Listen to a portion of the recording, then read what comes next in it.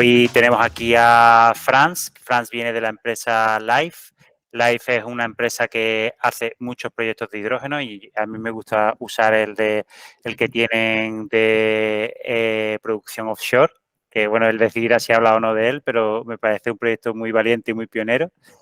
Y nada, nos va a hablar de valles del hidrógeno. Después de este webinario, pues entenderéis mejor el concepto y por qué está de moda, por decirlo de alguna manera. Y no le quito más tiempo. Recordar que para que él pueda hacer una presentación cómoda, los micros en mute y las cámaras en off, ¿vale? Si vais teniendo preguntas, las ponéis en el chat o bien cuando termine la sesión, cuando él termine, pues abrís micro, abrís cámara, preguntáis y vamos respondiendo. La idea es que él tarde en torno a 40 minutos, si tarda menos, no pasa nada, y después un ratito de cuestiones y que esto se quede en 60 minutos o menos, ¿vale? Lo hagamos dinámico. Pues nada, Franz, como dicen los americanos, the floor is yours. Gracias, Eugenio. Gracias por la presentación. A ver, dejadme compartir la presentación. A ver si soy capaz de hacerlo. Está aquí. ¿Veis mi presentación? Sí. Eugenio, ¿ves mi presentación? Sí, lo vemos. Vale. Bueno, principalmente, y para entrar un poco así en materia rápido, un valle de hidrógeno no es más que un ecosistema donde conviven productores y consumidores de hidrógeno renovable. Este ecosistema realmente está formado por empresas y profesionales que estén interesados en desarrollar tecnologías que mejoren la descarbonización del planeta utilizando el hidrógeno renovable como vector energético. Normalmente los valles de hidrógeno los que estamos trabajando, no solo hay el consumo, podríamos decir, histórico o habitual del hidrógeno, sino que está formado normalmente por otro tipo de aplicaciones y nuevas aplicaciones del hidrógeno, que luego haré un repaso así por encima. A ver, dentro de un valle puede haber más de una producción de hidrógeno. Puede ser que haya 1, 2, 3 plantas. Una sola planta podría ser también un valle de hidrógeno. Lo que sí que es necesario es que hayan varios puntos de consumo. No una sola industria como podría ser, por ejemplo, en una refinería que tuvieras una planta de producción que solo conectara con una refinería. Eso no podríamos llamarle como un valle de hidrógeno, ¿vale? Bueno, entonces yo luego retomaré este punto más adelante de mi presentación.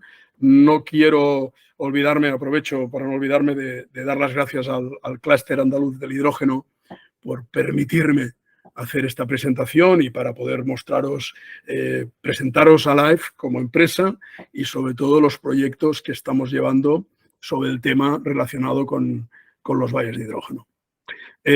Primero os voy a hacer una pequeña visión general de la empresa, utilizando palabras de nuestro CEO. Para muchas personas o algunas personas el hidrógeno renovable es el futuro. Para nosotros en Life pensamos que es aquí y ahora. Y tiene sentido porque ya existe tecnología. O sea, tenemos soluciones para la movilidad, por ejemplo. Ya existe coches que van con hidrógeno, autobuses que van con hidrógeno.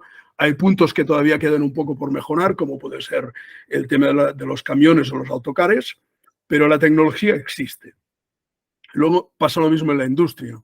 La industria petroquímica histórica de toda la vida ha utilizado hidrógeno desde hace más de un siglo, pero ahora están entrando otras empresas, tipo de industrias que tienen necesidad de utilizar este hidrógeno en sus procesos de producción. Claro, el hidrógeno, como decíamos, no solo actualmente no solo hay uno, sino tenemos un poco el histórico de toda la vida, el hidrógeno producido por el steam reforming de gas natural, que podríamos decir el gris, luego los que le llaman diferentes colores, ahora ya, porque hasta el que se genera con energía renovable, con con energía nuclear le han puesto otro nombre, otro color. En el caso de Life siempre estamos trabajando con hidrógeno renovable y ese hidrógeno renovable está producido siempre por energía renovable, ya sea solar, eólica o hidráulica. Lo importante es que nuestro hidrógeno siempre tiene un certificado de garantías de origen, el certificado europeo de garantías de origen, que esto al final es lo que está marcando la Unión Europea como para poder marcar como hidrógeno renovable. Para hacer una visión un poco así general de quién es Life, Life es una de las primeras empresas, por no decir la primera, que tiene disponible para comercializar hidrógeno renovable.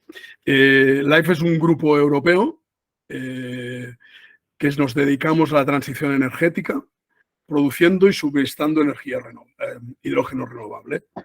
Y nuestra intención un poco es que nuestras plantas de producción produzcan suficiente cantidad de hidrógeno como para que tanto la movilidad como la industria pueda hacer un traspaso, una transición a la descarbonización, a un modelo mucho más limpio, ¿no?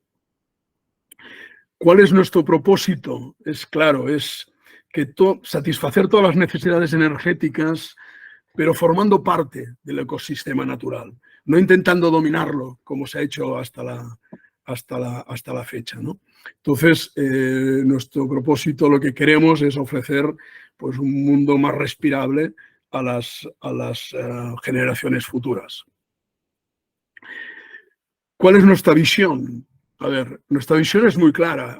Cada vez hay más necesidad de producción de hidrógeno. Es hidrógeno renovable, ya sea para transporte, ya sea para la industria.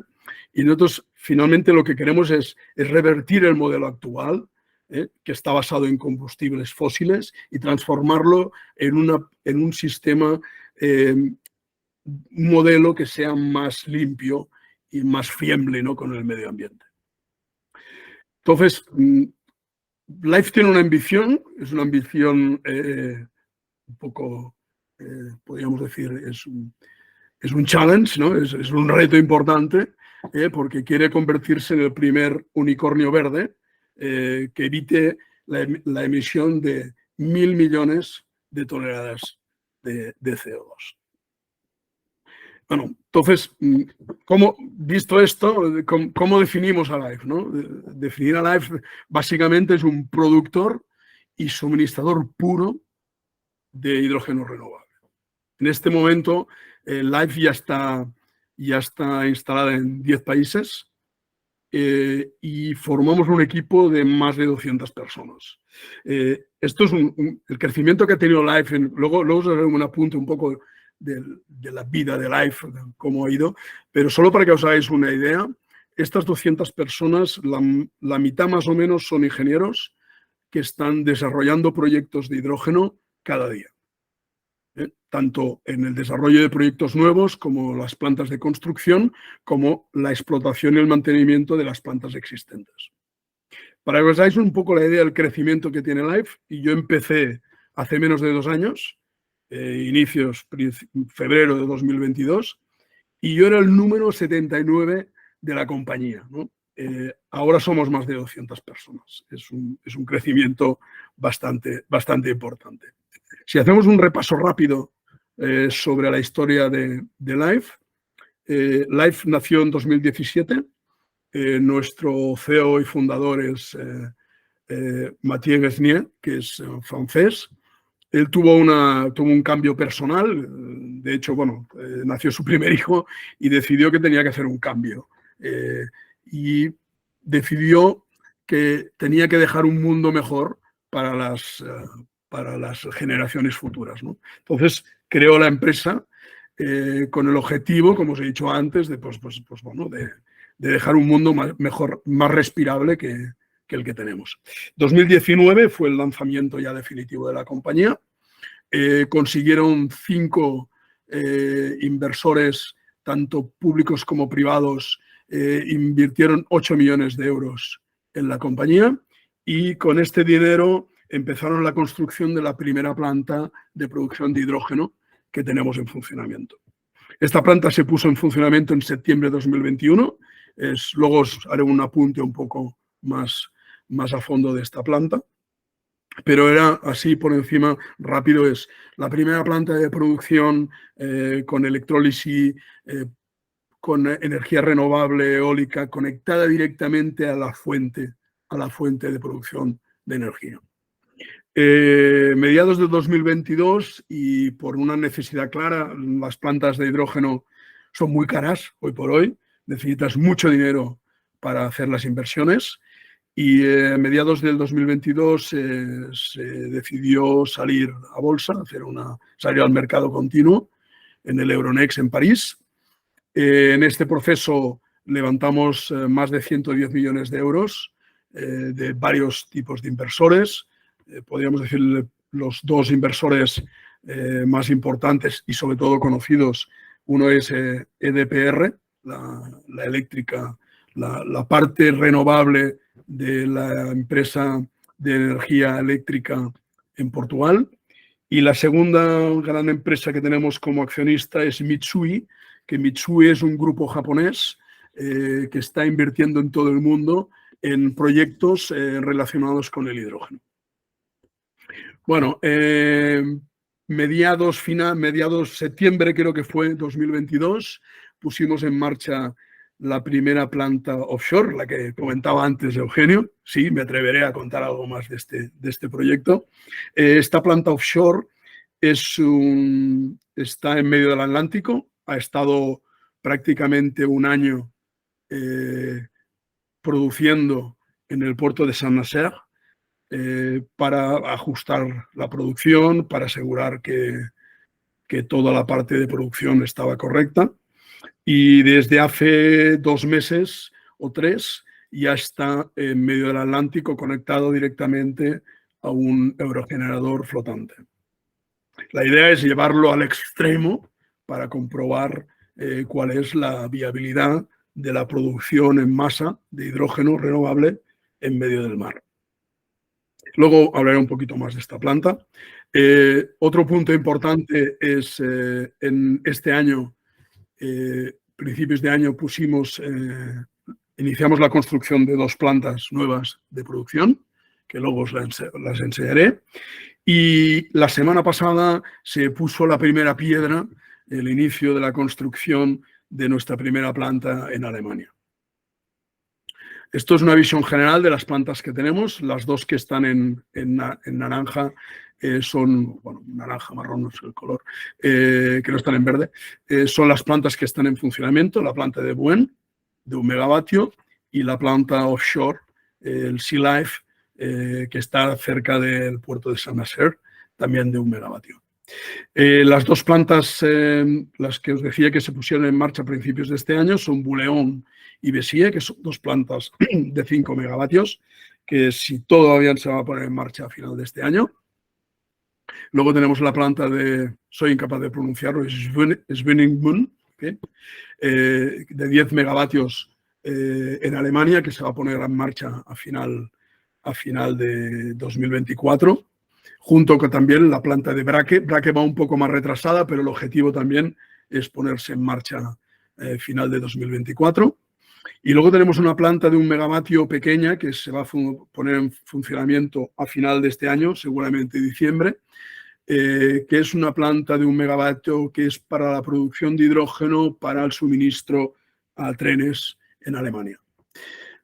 Os hago un repaso rápido de las plantas. Planta de Buen, la que os he dicho, la primera planta que pusimos en funcionamiento. Esta planta, como os decía, es la primera planta, al menos en Europa, pero yo creo que en el mundo, conectada directamente a una fuente de producción de energía renovable. En esta foto no se ve, pero aquí a unos 200 metros de la planta hay un campo eólico y los 3 últimos molinos están conectados directamente con la producción de nuestra planta. La planta se inició con 2,5 megavatios de producción. Actualmente está en funcionamiento solo 1 megavatio. Tenemos prevista la ampliación a 2,5, pero el electrolizador, por ejemplo, ya está preparado para hacer ampliación a esta cantidad. Ahora estamos produciendo 300 kilos al día Y esta producción sale en contenedores a varios clientes, principalmente de movilidad. Característica adicional de esta planta, punto muy importante para España, es que la producción, el agua proviene del mar. O sea, estamos trabajando con agua de mar. Esto es un punto muy importante para nosotros en España, teniendo en cuenta que tenemos un déficit importante de agua. Por lo tanto, poder tener plantas que produzcan hidrógeno utilizando agua de mar, pues es una ventaja. La segunda planta es la planta que está offshore. Esta planta lleva un electrolizador de 1 megavatio. Dentro de la planta lleva todo el tema, la purificación de agua, también evidentemente con agua de mar. Un electrolizador PEM. La planta anterior era un electrolizador NEL. Esta es una planta con un electrolizador PEM. En este caso era claro que tenía que ser PEM por una cuestión de espacio. O sea, el PEM, una de las ventajas que tiene frente al alcalino, sobre todo es el tamaño. Y bueno, y esta planta, como os decía, ha estado es en mayo que se puso en el mar ya. O sea, en septiembre del año pasado la pusimos en marcha en puerto. Ha estado 6 u 8 meses, permitidme la palabra, puteándola para ver que funcionara bien, y ahora está en medio del mar con la intención de ver que se mantenga la flotabilidad, que los electrolizadores, sobre todo el tema de la corrosión, que los equipos, todo el tema de mantenimiento offshore, porque nosotros el objetivo que tiene Life es a medio plazo poder construir una planta de producción offshore de más de 100 megavatios. La planta de Bouleon, la que os digo que esta planta está previsto que se ponga en marcha a finales de noviembre. Veis que la foto es la planta está prácticamente construida. En este caso funciona con un electrolizador de 5 megavatios. En este caso también es PEM. Y toda la producción se va a almacenar y suministrar vía contenedores de gas comprimido. Esta es Béziers. Béziers es una gemela a Bouleon. O sea, las dos plantas son idénticas. Ambas trabajan básicamente para temas de movilidad. Lo que pasa es que Béziers puede ser que tenga también clientes industriales, pero no por consumo por tuberías, sino consumo con contenedores también. Lo voy un poco más rápido. La planta de Tübingen es en Alemania. Es un electrolizador pequeño. En este caso es un sistema compacto de producción, containerizado, y el suministro es directamente por tubería al sistema de carga de los trenes que tienen en prueba en Alemania. La producción está en torno a 300-400 kilos de hidrógeno al día. Esta es la planta que hemos puesto la primera piedra hace un par de semanas. En este caso es una planta de 10 megavatios, son 2 módulos de 5 megavatios. La producción estará en torno entre 3 y 4 toneladas al día. Y aquí lo que hace esta planta es hacer una combinación de la parte eléctrica, es una combinación entre solar y eólica. Y en esta planta podríamos decir, ella sola es un valle de hidrógeno porque tiene combinados varios suministros, varios diferentes tipos de usos, tanto industrial como en movilidad. Haciendo un repaso así rápido de qué es la previsión de Life a los próximos 5 o 6 años, como decíamos, 2023 tenemos más de 100 proyectos en funcionamiento, en desarrollo. Ponemos en marcha 2 plantas nuevas y a final de año vamos a tener en operación 12 megavatios. En 2024 ya la intención es tener 55 megavatios, una producción de hasta casi 22 toneladas al día de hidrógeno. 2026, 200 megavatios, algo menos de 80 toneladas al día de producción. Y el objetivo, bueno, es un reto, es en 2030 tener una producción de de hidrógeno renovable de 3 gigavatios instalados. A ver, nosotros ya habéis visto más o menos los diferentes tipos de plantas. Básicamente, Life trabaja en este tipo de modelos, o sea, onshore, son unidades que no están conectadas con ningún cliente. On-site es plantas que están conectadas con un cliente, con una producción principalmente, normalmente es industrial.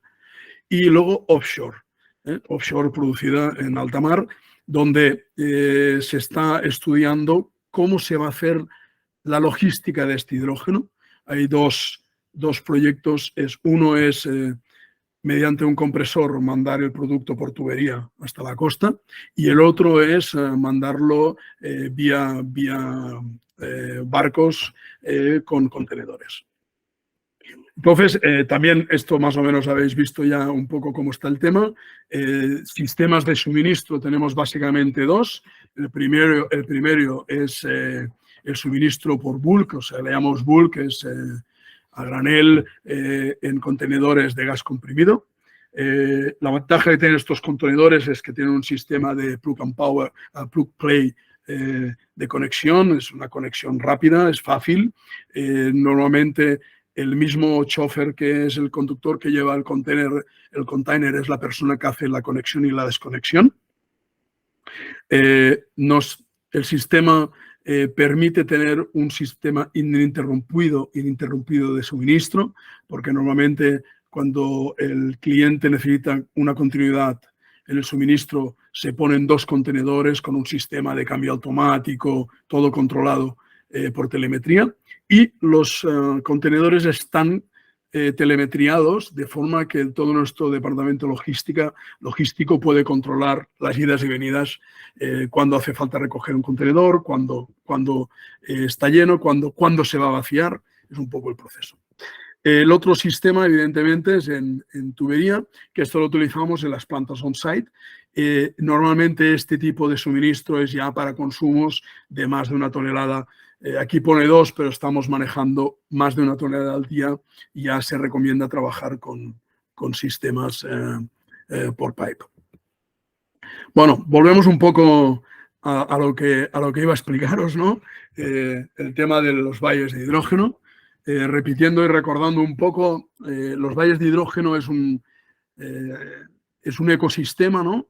que lo que conviven en el mismo espacio. Evidentemente, cuando decimos espacio no quiere decir en el mismo polígono, sino en la misma zona, ¿no? Con un desplazamiento, podríamos decir, relativamente pequeña, que convivan tanto la producción como el consumo. Y lo que es muy importante es que el consumo no sea de una sola industria o un solo tipo de industria, sino que es importante de que se tengan diferentes tipos de consumo. Y la razón es porque con diferentes tipos de consumo hay perfiles de consumo distintos y entonces puedes conseguir que cuando un productor, un consumidor, pues baja su consumo, el otro suba o se mantenga. Con esto conseguimos tener una mejor sistema de operación de la planta y sobre todo tenemos un sistema de costes un poco más controlado, que al final el sistema de costes lo que te permite es pues tener un producto, una venta de producto con un precio un poquito más adecuado. Las principales características de un valle es sobre todo producción local y de proximidad.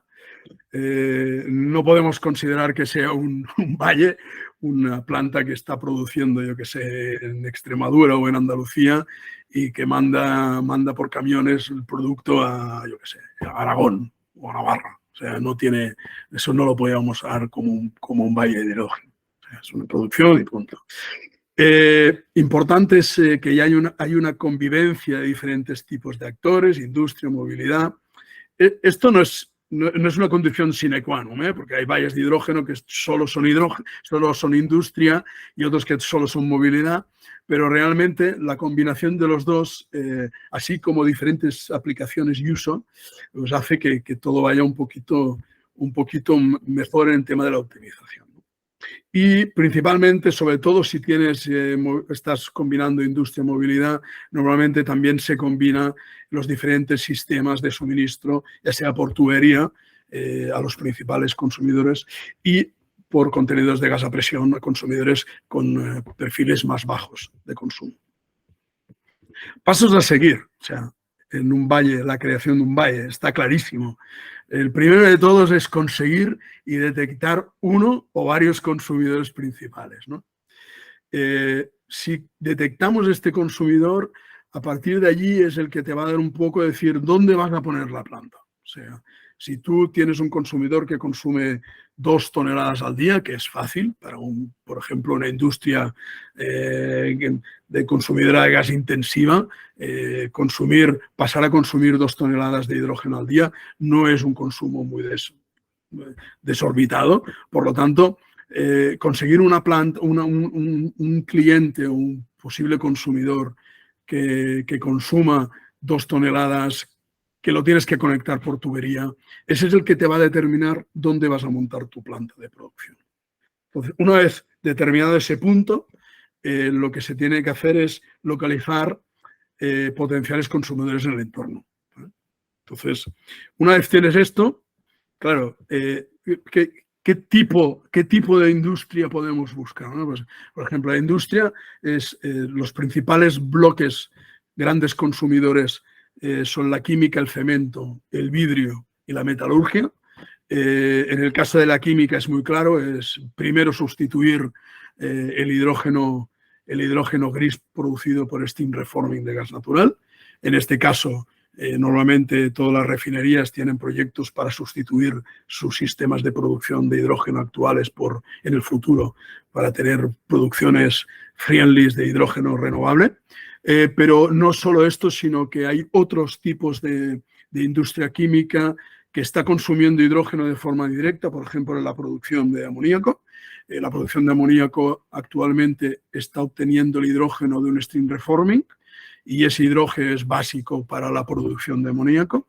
En esta planta, pues, por ejemplo, uno de los usos que se está haciendo es pues, dejar la producción por gas natural, producir hidrógeno renovable por electrólisis y suministrar el hidrógeno para producir el amoníaco. ¿Vale?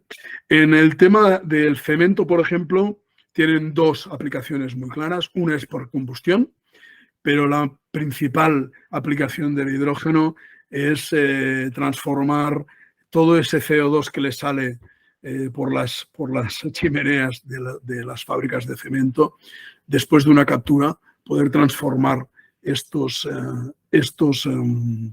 CO2 en e-fuels u otros elementos, metanol o biometanol, o sea, porque, por ejemplo, el cemento solo un tercio de las emisiones que emite de CO2 viene debido a la combustión. El resto viene de la descomposición de su materia prima. Por lo tanto, aquí, por mucho que cambies el combustible fósil por hidrógeno, seguirás teniendo emisiones de CO2, y lo que hay que hacer es otros caminos, que es la captación de este CO2, y con esta captación de CO2, pues posiblemente transformarlo con la inyección de CO2, de hidrógeno, transformarlo pues, a otros productos que tengan un valor añadido. En el mundo del glass, básicamente se está trabajando mucho para reducir las emisiones de CO2. Gran parte de la industria del vidrio está pensando en electrificarse, pero ya tienen claro que hay toda una serie de procesos de producción que no van a poder electrificar, y que ese proceso pues están pensando en el hidrógeno como un elemento sustituto del gas natural. Y eso es lo mismo que le está pasando en la metalurgia. La metalurgia tiene una parte de que ya están consumiendo hidrógeno en algunos procesos para protección de atmósferas, o sea, trabajar con atmósferas reductoras, con hidrógeno. Y la industria de metalurgia lo que está haciendo un poco igual que la del vidrio, es decir, a ver, ¿qué puedo electrificar? ¿Qué no puedo electrificar? Y lo que no puedo electrificar tendré que trabajar con hidrógeno, principalmente. ¿De acuerdo? En el mundo de la movilidad, pues en los valles estos, pues se está trabajando en varios puntos, en las estaciones, las hidrolineras famosas, ¿no? Para el suministro de hidrógeno, el transporte metropolitano, los vehículos internos de la obra civil, de las minerías. También se está trabajando mucho en puertos, pero ya no solo para los barcos, los buques, que en principio el barco parece que a medio plazo no va a trabajar con hidrógeno, sino que va a tener que ir con otro tipo de combustibles. Y uno de los puntos donde hay el elemento más importante es el transporte de materias pesadas, ¿no? Que posiblemente es el sector que en este momento va un poco más retrasado en la evolución de los vehículos, pero que es el que le puede dar un lanzamiento al consumo del hidrógeno renovable. Bueno, una vez hecho esto, detectar, localizar los futuros consumidores, pues hay que crear la necesidad, ¿no? Integrando empresas profesionales del hidrógeno, productores, o sea, constructores de vehículos, hablar con las autoridades, instituciones locales para, pues, un poco hacer crecer la necesidad y el interés por el hidrógeno. Evidentemente, las instituciones quieren hablar del hidrógeno y hablan todas del hidrógeno y todas están entre el hidrógeno, pero luego el gran problema es poner en marcha este proceso, porque, por desgracia, por ejemplo, los autobuses, un autobús hidrógeno es casi 2 veces y media más caro que un autobús convencional. Entonces, y es una vez más cara casi, es casi el doble que un eléctrico. Entonces, hasta que esto no se vaya reduciendo, las ayudas sean muy concretas, el proceso es lento, pero es el caso que se tiene que trabajar. Una vez definidos todos los elementos que están trabajando en este valle, hay que definir el perfil de consumo. Eso es básico para poder hacer un dimensionamiento correcto de la planta de producción, saber si estás con 5 megavatios tienes suficiente o tienes que irte a una planta de 20 o una planta de 15 o de 50 en el caso de grandes consumidores. Claro, llegado a este punto, por ejemplo, Life lo que hace es trabaja en toda la cadena, o sea, trabaja desde el desarrollo del proyecto, que es, por ejemplo, la parte que estamos trabajando hoy en España, luego la construcción de la planta, la puesta en marcha y la producción, la operación, y una de las partes importantes es la logística, el suministro de este producto. Pues esto todo se tiene que estructurar bien para poder tener un valle de hidrógeno que esté compensado, optimizado y, a ser posible, conseguir el precio óptimo para todos los consumidores. Llegado a este punto, ya tenemos la planta, pues hay que firmar contratos con los diferentes consumidores y una de las partes más importantes es buscar ayudas, ya no solo particulares para la planta, la construcción de la planta, sino generales para ayudar a todos los posibles consumidores a conseguir su parte de la transformación, ¿no? Pues en el caso de una empresa que tenga de transporte, pues que esta empresa pueda conseguir una subvención para comprar los camiones, para montar su pequeña hidrolinera en sus instalaciones, o, por ejemplo, una industria que tenga que hacer una transformación en los hornos, pues conseguir unas ayudas para transformar estos trabajos que hay que hacer o estos cambios que hay que realizar en las instalaciones de los clientes. En esto en concreto, por ejemplo, nosotros en España tenemos una persona que se dedica básicamente a la búsqueda de ayudas y realmente nuestro trabajo un poco es ayudar a todos los potenciales consumidores a conseguir estas subvenciones, porque si no es difícil de llegar a conseguir la obtención la consecución del valle, ¿no? Bueno, el punto final, evidentemente, una vez conseguido todo esto, es la construcción de la planta. Por desgracia, en España no tenemos ninguna planta en el proceso de construcción, pero sí que tenemos un par de proyectos muy avanzados. No puedo utilizar nombres, ni zonas, ni regiones, ni nada, por cuestiones de confidencialidad, pero esto es la foto de un ejemplo de éxito que tenemos en España y con el que estamos trabajando. Es una planta, está diseñada con 15 megavatios en este momento. Va a tener principalmente 2 consumidores por tubería. Son consumidores, son empresas de grandes consumidores de gas natural que están pensando hacer un traspaso al hidrógeno, evidentemente no al 100% de entrada, pero sí con procesos de blending que nos permita pues, evolucionar pues, desde blending desde el 10% hasta el 50%, pero no se descarta a medio plazo pasar al 100%.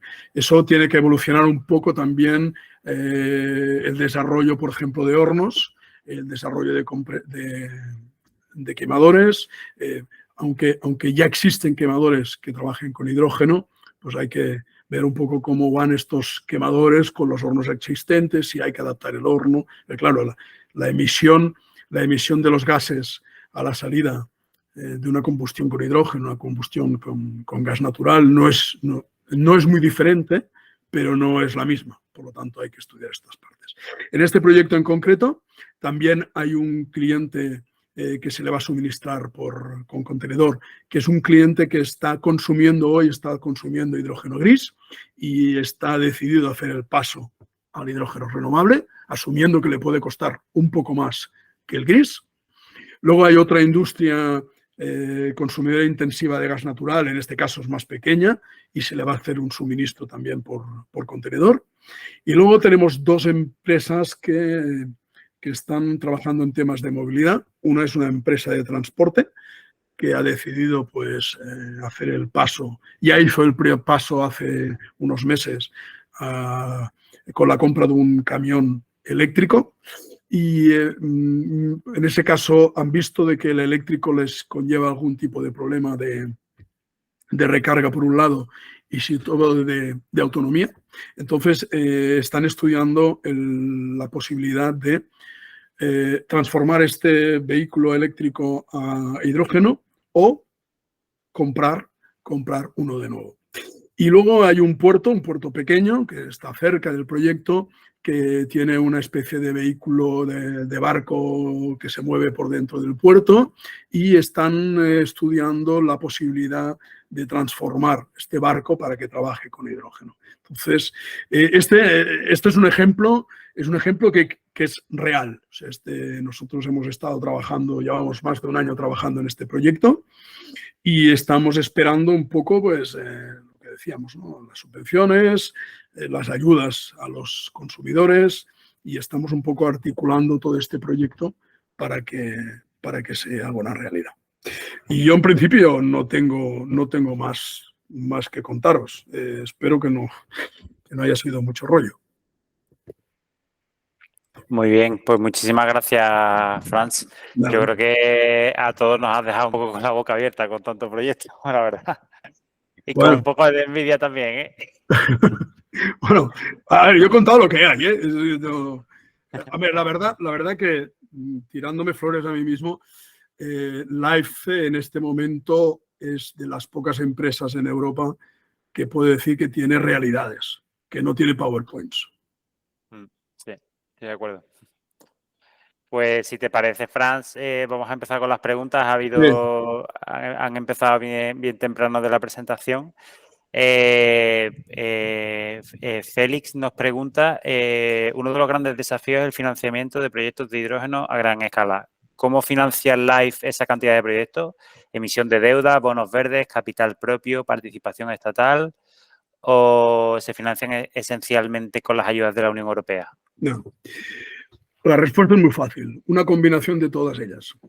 uno de los grandes problemas que tiene actualmente la financiación de una planta de hidrógeno es, por ejemplo, la bancabilidad. Si no tienes un consumidor muy concreto con un contrato firmado, los bancos no quieren saber nada de esto. Entonces, Life lo que está haciendo es tirar de fondos propios, tirar de ayudas. Tenemos un departamento, como he dicho antes, tenemos un departamento en el tema de subvenciones muy activo y está trabajando pues muy a fondo tanto en subvenciones locales como en europeas. Entonces, al final, las plantas, pues sobre todo la parte que es más complicada es conseguir que los bancos te dejen dinero. Doy fe por mis clientes que esa es la parte más jodida. No, a ver, tú puedes encontrar empresas financieras que quieran, de capital risk, que quieran entrar. A ver, el coste no es barato, pero que quieran entrar. El problema es cuando tienes que acabar de compensarlo con ayuda, pues con un préstamo, y esa es la parte complicada de la ecuación. Totalmente. Sigo con las preguntas, Franz. Leonardo nos pregunta ¿cuál es el costo kilo de hidrógeno a la fecha? En una usando como ejemplo una planta de megavatio. De 1 megavatio, muy cara. Del orden de, si somos reales, si somos realistas, claro, evidentemente hay que tener una cosa, antes de decir números, hay que tener una cosa muy clara. El 60% del coste del hidrógeno es la energía eléctrica. El segundo coste es el CAPEX y el tercero es el personal, la gestión, bla, bla, bla. Claro, o sea, ¿cuál es el gran problema que tenemos? Cuanto más pequeña es la planta, por ejemplo, a nivel de construcción hay muchas partes que cuestan lo mismo una planta de 1 megavatio que una de 5 megavatios, pero tú repartes el coste entre en vez de 400 kilos, pues lo repartes entre, perdón, entre 2 toneladas. Entonces, claro, a la que vamos a 1 megavatio es complicado. Segundo, claro, si nosotros para producir 1 kilo de hidrógeno consumimos entre 55 y 60 kilovatios hora, si alguien os dice que es menos, no os lo creáis, ¿vale? Porque no es solo el electrolizador, sino lo que envuelve toda la planta. Entonces, claro, con ese coste hay que preguntar a qué precio firmas el PPA eléctrico. Claro. Entonces, volvemos. Yo hice un estudio, hice un ejercicio porque quería saber, es que, por ejemplo, ahora hay empresas que dicen que van a vender hidrógeno a 3 euros el kilo. ¿Vale? 3 euros el kilo, si tú haces los números al revés, sin CAPEX, directo, te sale que el precio del megavatio eléctrico está por debajo de 20 euros el megavatio. Yo no conozco a día de hoy ninguna compañía que te esté ofertando electricidad por debajo de 60, ¿vale?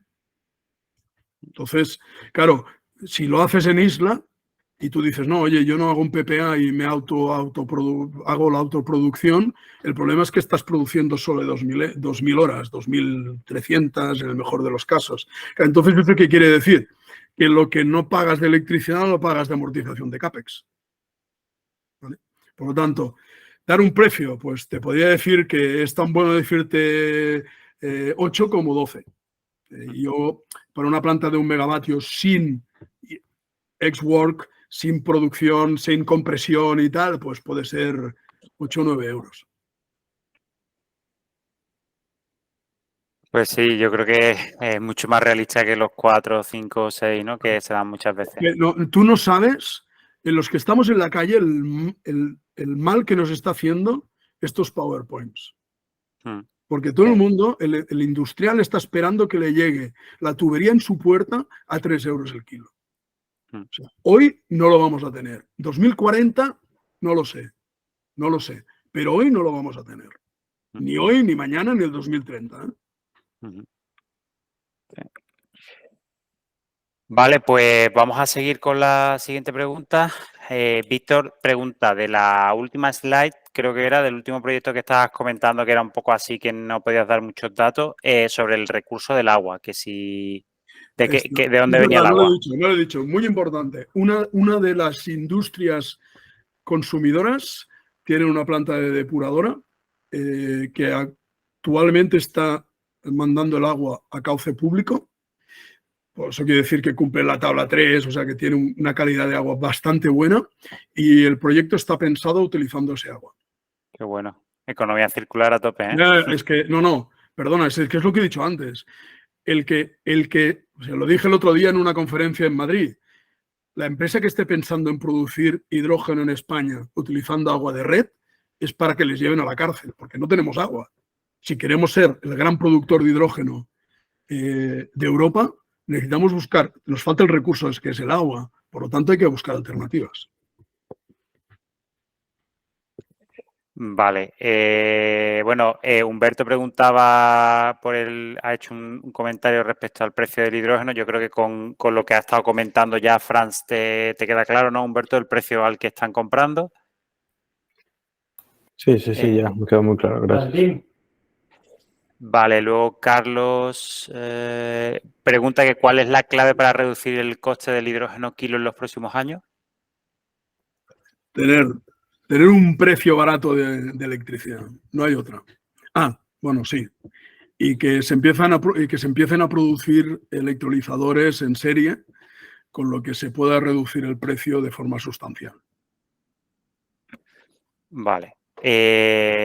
Vale, Leonardo ha hecho una pregunta que era un poco siguiendo con la del coste del kilo, ya lo hemos contestado. Luego Félix pregunta, a nivel normativo, ¿cómo funcionan los valles de hidrógeno? ¿Las empresas que producen electricidad se someten a la regulación eléctrica nacional? ¿Las de gas al regulador de gas? ¿O existen instituciones, gobernanzas propias? A ver, para el tema eléctrico, normalmente nosotros no lo integramos. O sea, nosotros cuando hemos desarrollado un valle de hidrógeno, la parte eléctrica la subcontratamos, la compramos con PPAs. O sea, en esto no está, bueno, está regulado como está regulado cualquier otro tipo de planta. A nivel de como valle de hidrógeno, no hay ningún tipo de normativa a día de hoy que se le aplique. O sea, la única ventaja que tiene un valle de hidrógeno es lo que os decía antes, es que al combinar diferentes tipos de usos, aplicaciones, clientes, pues puedes llegar a conseguir un perfil de consumo que sea bastante constante, con lo que es la producción sea más óptima y con eso puedes asegurar que la compra de electricidad también es óptima y continua y tienes un precio un poco más mejor. Genial, genial. Seguimos. ¿Cuánto puede encarecer el proceso de producción la desalinización? Pregunta José Rogelio. Poco, no es significativo.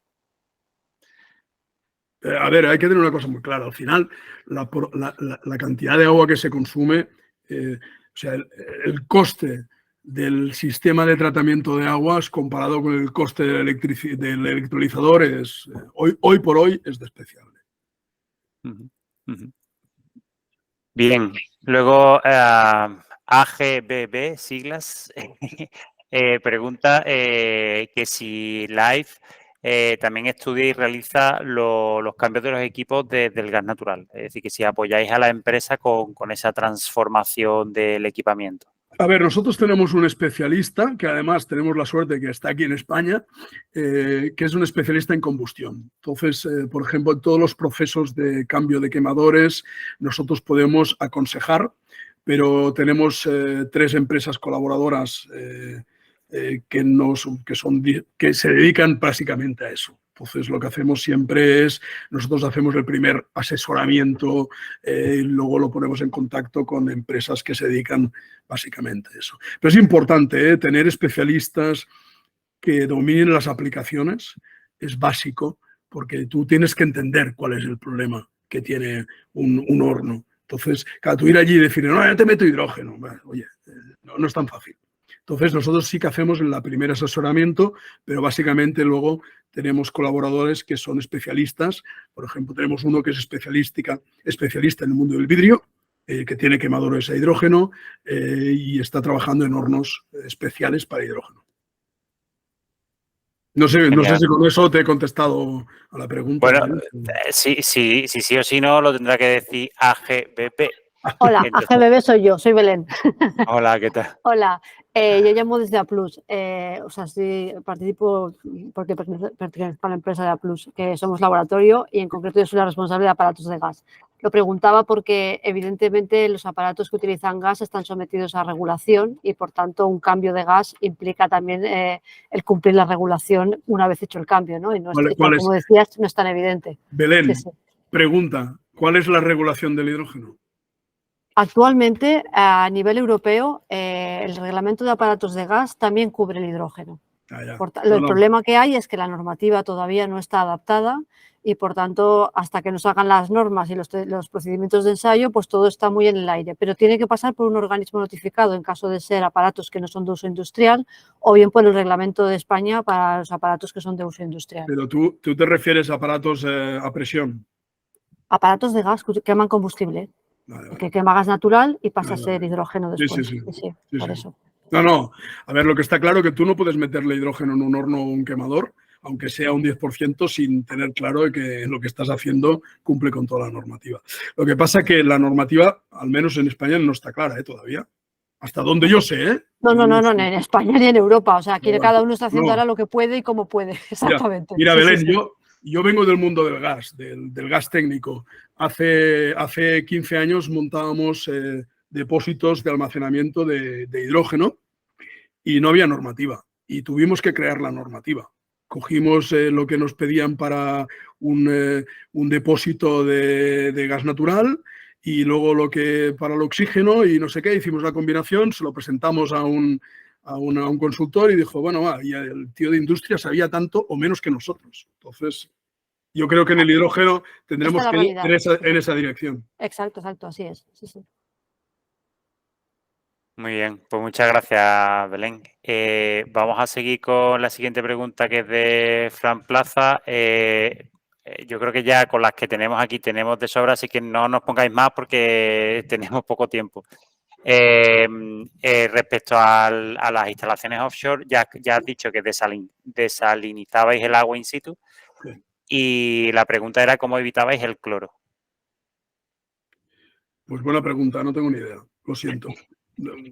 Hay cosas que puedo contestar y claro. No tengo ni idea. Se supone que alguien lo ha pensado y lo está estudiando. Yo sé que la planta de Buen, que está trabajando con agua de mar desde hace 2 años, a ver, yo estaba en la planta y, a ver, la parte de tratamiento de agua, sé que hemos tenido problemas, porque claro, al final, no nos equivoquemos, en el mundo del hidrógeno todos estamos aprendiendo. Lo que pasa es que, por ejemplo, nosotros tenemos la ventaja de que llevamos 2 años trabajando con una planta, pero lo que es el tratamiento de agua no ha presentado nunca problemas. Por lo tanto, entiendo que tiene que estar solventado. Siento no poder dar más información al respecto. Vale, luego José Juárez hace unas cuantas ideas. Yo creo que hemos estado tocando todos los temas. El único tema así más diferente de los que ya se han estado tocando es si os estáis planteando en el ámbito industrial la tecnología SOEC, porque hemos visto que estáis trabajando mucho APEM, ¿no? ¿La SOEC la estáis...? No. Hasta donde yo sé, no está suficientemente desarrollada a nivel industrial como para poder plantearte una producción. A ver, nosotros ya estamos en el proceso industrialización, no estamos en la parte de I+D y no podemos hacer un invento. Entonces, nosotros, no sé si lo he dicho antes, creo que sí, pero, por ejemplo, a nivel de electrolizadores trabajamos tanto con los alcalinos como los PEM, no tenemos ninguna preferencia. La preferencia, sobre todo, nos lo marca un poco la aplicación, porque, por ejemplo, los PEM, si hay consumo de oxígeno, todavía no están muy bien conseguidos, tener la parte de compresibilidad en la parte de oxígeno. En cambio, los alcalinos sí. También un tema de espacio, ¿no? Pero los de estado sólido, hasta donde yo sé, yo sé que todavía le queda un tiempo. Vale. Una cosa, que soy Jorge Juárez, con respecto a, ya lo último, que es una pregunta que está ahí puesta, con respecto al transporte que estáis mirando de los valles, el transporte de hidrógeno. ¿Ese transporte que lo hacéis por camión? ¿Ese transporte lo hacéis por hidroducto nuevo? ¿Ese transporte lo hacéis a través de los gasoductos ya instalados? Porque con respecto a la legislación, eso ya... Vaya, pensaba que lo había explicado. A ver, hay una parte de producción, lo que decía, el gran consumidor de un valle es suministro por tubería. Y tubería quiere decir montar una tubería, legalizarla y llevarla hasta el consumo. Vale. Entonces Luego, el coste te va a aumentar un montón luego. ¿Perdona? El coste te va a aumentar también, bastante. Hombre, lo que pasa que cuando estamos planteando proyectos de este tipo, no vamos a montar una planta a 20 kilómetros. O sea, entonces, pues bueno, a ver, si aumenta mucho, entonces el proyecto no será viable. Vale. Y el resto pues se transporta en camión. Respondido. Vale. Disculpad, gracias. No, gracias. Vale, ¿qué te parece? ¿Una o dos preguntas más y cerramos? Te lo digo por... Sí, vale. lo que te vaya bien. Vale. La siguiente pregunta de José Manuel Aquino es ¿qué medidas se están tomando para garantizar la rentabilidad a largo plazo de estos proyectos que has mencionado? Ostras, esta pregunta Esa es complicada, ¿verdad? tiene chicha. Solo hay una forma, es tener firmado un PPA a 10, 15 años de suministro eléctrico y tener firmado, si es el caso de una planta suministrada por tubería, on-site, tener asegurado el consumo. Pues no puedes hacerlo de otra forma. Si tú no tienes un contrato de consumo, evidentemente con fórmulas de revisión, bla, pero es la única forma de asegurarte la rentabilidad del proyecto. A ver, cualquier proyecto que tú lo estás estudiando, a ver, una planta on-site de, yo qué sé, de 20, 30 megavatios, plantearte hacer un proyecto con una rentabilidad por debajo de, o sea, un retorno de inversión por debajo de 15 años es muy complicado, pues, se te encarece mucho el proyecto. Entonces, para asegurarte, tú tienes que tener asegurado un consumo. O sea, no te vale firmar un contrato de 10 años. ¿Y qué pasará? Dentro de 10 años, ¿qué pasará? Pues, y eso es una de las grandes limitaciones que tenemos en el desarrollo de proyectos, que a los consumidores les cuesta firmar contratos a 15 años. Ya ves, les cuesta firmar 3. No, pero es que hay que, o sea, a ver, pero yo, como os decía antes, vengo del mundo del gas. O sea, una planta on-site de producción de nitrógeno o de oxígeno nunca se firma por debajo de 15 años. Y no tienen ningún problema las empresas en hacerlo. ¿Por qué? Porque ellos tienen su plan de producción, una metalurgia grande. O sea, oye, no está haciendo planes a 3 años, los hace a más largo plazo, ¿no? Entonces, es la única forma. Asegurarte el coste por un lado y asegurarte la facturación por el otro. Vale. Bueno, Marcos hace un par de preguntas que son básicas del agua. Yo se las contesto. La relación de agua con hidrógeno suele ser, o sea, la estequiométrica es 9:1, pero siempre es un poco más, será 15:1. O sea, 15 litros de hidrógeno por un litro de... 15 litros de agua por un litro de hidrógeno, más o menos, depende de la tecnología, y la calidad del agua tiene que ser desmineralizada, ¿vale? No entramos en microsiemens en centímetros. Menos de 5. Sí. Respecto al tema de la... Bueno, José Rogelio pregunta por el hidrógeno blanco. ¿Qué opinión tiene sobre el hidrógeno blanco? No sé. No lo había oído nunca. Había oído el azul. El blanco es el de los yacimientos, o sea, el que se supone que está en el subsuelo y lo puedes extraer como... No tengo opinión. Bastante nuevo, ¿verdad? A ver, y ese es el histórico de toda la vida, de cuando tú tienes un yacimiento de gas natural, pues te sale una parte que es hidrógeno. ¿Qué hacemos con eso? Pues la verdad, no lo sé. No tengo opinión. Lo siento. Vale, yo creo que ya son 6:05, lo cortamos aquí porque si no esto se hace eterno, ¿vale? Como creas. Yo creo, aquí hay una persona que ha levantado la mano, no sé si quieres hacer como para cierre, no sé. Pero es que la lista que tenemos de preguntas es bastante grande, entonces me parece bastante irrespetuoso con los demás, que a los que les estamos cortando. Bueno, pues lo vamos a dejar aquí, ¿vale? Agradecerte mucho tu tiempo y tu sabiduría. La presentación la presentación la vais a tener en YouTube, en el canal de YouTube del Cluster, que se subirá en breve, y a los que os habéis quedado con la pregunta os invito a que se la hagáis a Franz a través de LinkedIn, que lo tenéis ahí, ¿vale? Tenéis acceso ahí. Yo sé que por ahí hay algunas preguntas buenas, pero hay que acotarlo a 1 hora, si no esto se hace eterno. Al final de mi presentación había el correo electrónico, pero no sé si yo puedo escribirlo en el chat en algún sitio. Sí. Escribo mi correo electrónico por si alguien quiere mandarme algo.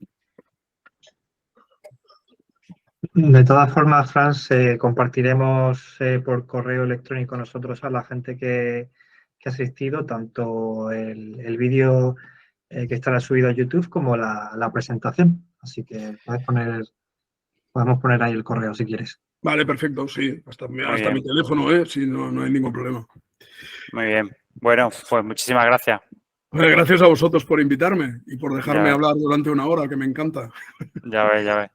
Cuidaros. Bueno, venga, adiós a todos. Hasta luego. Muchas gracias. Gracias. Hasta luego. Hasta luego. Adiós.